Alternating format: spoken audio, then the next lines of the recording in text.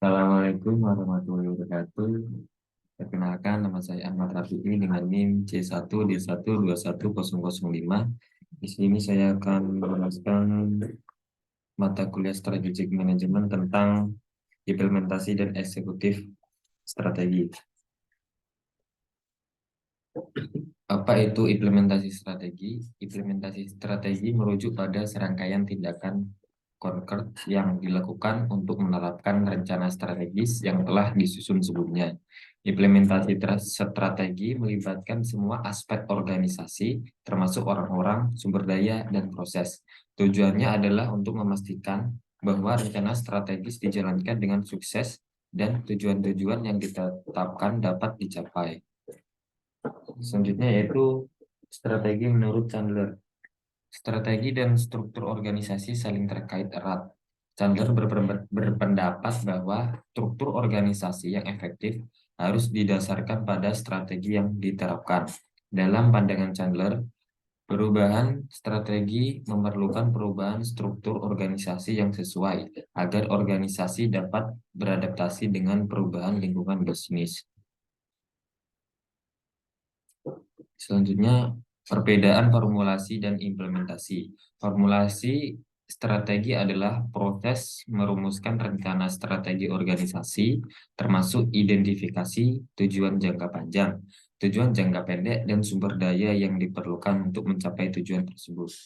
Sedangkan implementasi strategi di sisi lain adalah proses menjalankan rencana strategi dan mengubahnya menjadi tindakan nyata di dalam organisasi. Dalam formulasi strategi, organisasi menentukan arah strategi dan tujuan yang ingin dicapai. Sedangkan implementasi strategi melibatkan tindakan konkret untuk mencapai tujuan tersebut.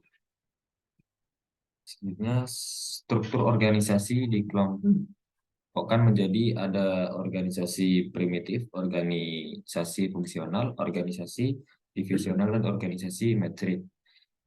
Yang pertama, organisasi primitif. Organisasi primitif adalah organisasi yang paling sederhana, di mana semua karyawan memiliki tanggung jawab yang sama dan tidak ada pembagian tugas yang jelas. Contohnya, toko kelontong kecil atau usaha rumahan. Yang kedua, organisasi fungsional. Organisasi fungsional yaitu organisasi yang dibagi berdasarkan fungsinya. Setiap departemen bertanggung jawab atas fungsi tertentu seperti produksi, pemasaran, atau keuangan. Contohnya bank atau rumah sakit. Yang ketiga, organisasi divisional. Organisasi divisional dibagi menjadi unit bisnis yang lebih kecil yang masing-masing memiliki tim manajemen sendiri.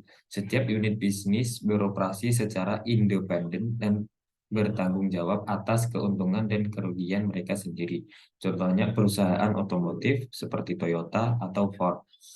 Yang keempat, organisasi matriks. Organisasi matriks yaitu kombinasi dari dua struktur organisasi, fungsional dan divisional. Struktur ini memungkinkan organisasi untuk mengintegrasikan sumber daya dari berbagai departemen dan unit bisnis untuk mencapai tujuan yang ditetapkan.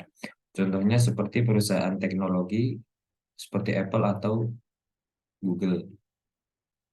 Contoh organisasi perusahaan. Yang pertama, struktur organisasi fungsional. Contohnya Bank Sentral Asia BCA. Kedua, struktur organisasi divisional. Contohnya PT Unilever Indonesia. Yang ketiga, struktur organisasi matriks. Contohnya PT Telkom Indonesia. Selanjutnya, apa itu budaya organisasi? Budaya organisasi adalah kumpulan nilai, keyakinan, praktik, dan perilaku yang diterapkan oleh karyawan dan manajemen di dalam suatu organisasi. Budaya organisasi yang kuat dan positif dapat membantu mencapai visi dan misi perusahaan dengan memberikan landasan yang kokoh untuk memandu keputusan. Sekian presentasi dari saya. Wassalamualaikum warahmatullahi wabarakatuh. Waalaikumsalam.